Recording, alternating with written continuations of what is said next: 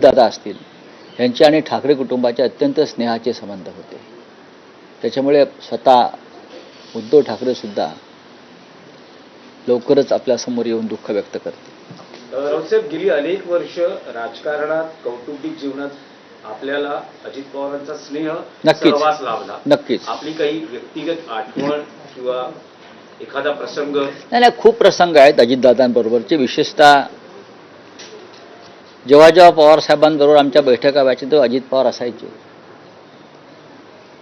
म्हणजे अजित पवारांनी पहाटेची शपथ घेतली,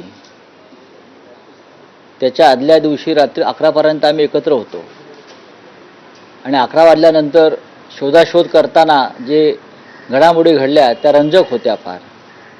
तिथपासून ते पुढे अनेक काळ, त्याच्या आधी सरकार बनवताना अजित पवार आमच्या म्हणजे उद्धव ठाकरे यांच्या नेतृत्वाखाली सरकार बनवताना अजित पवारांची सोबत अत्यंत महत्त्वाची होती. जेव्हा सरकार बनलं आणि मुख्यमंत्रीपदाची शपथ उद्धव ठाकरे यांनी घेतली आणि शिवतीर्थावर अजित पवार यांनी सुद्धा शपथ घेतली त्यावेळेला, त्यानंतर ते मंत्रालयात गेले दुसऱ्या दिवशी आणि त्यांनी पहिला फोन मला केला होता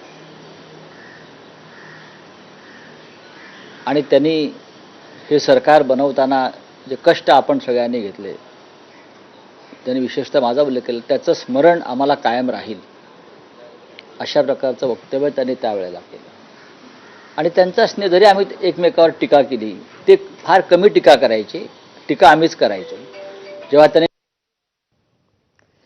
तर संजय राऊत जसं म्हणतात त्याप्रमाणे अजित पवारांशिवाय महाराष्ट्राचं राजकारण हे बेचव होईल. खरं तर अजित पवार यांच्याशिवाय महाराष्ट्राच्या सध्याच्या राजकारणाची कल्पनाच आपण करू शकत नाही. इतका तो मोठा नेता होता. जसं तू म्हणालीस प्रज्ञा, धुरंधर नेते होते अजितदादा. आणि अजितदादांशिवाय महाराष्ट्राच्या राजकारणाची आपण कल्पना तर करू शकत नाही, वर्तमानातही नाही आणि भविष्यातही नाही. भविष्यामध्ये जसं राजीव सरही म्हणत होते की ज्या नेत्याकडे क्षमता होती, म्हणजे राज्याच्या राजकारणामध्ये पुढची काही वर्ष तितक्याच तत्परतेनं काम करण्याची, त्यापैकी एक महत्वाचा नेता, महत्वाचं नाव म्हणजे अजित पवार. ते अजित पवार सध्या आपल्यात नाहीयेत.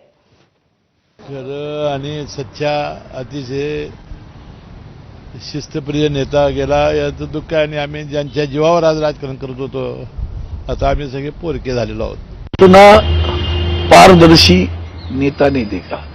हाँ कहा तो हाँ 100% काम होगा, ना कहा तो 10 जगह जाओ तो भी नहीं होगा.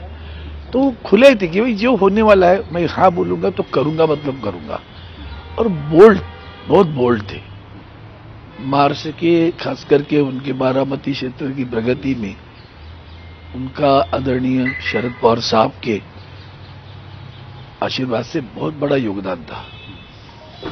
पूरा पवार परिवार आज व्यतीत होगा. हम उनके दुख में सहयोगी और भावपूर्ण श्रद्धांजलि व्यक्त करते हैं. काम से काम रखने वाले एक व्यक्ति थे और मैं पवार साहब को, सुप्रिया को, सुनेत्रा जी को, पार्थ को, जय को, सभी को अपनी संवेदनाएं व्यक्त करना चाहूंगी. और वो लाखों करोड़ों जो बारामती वाले हैं, महाराष्ट्र वासी हैं, उन सबको अपना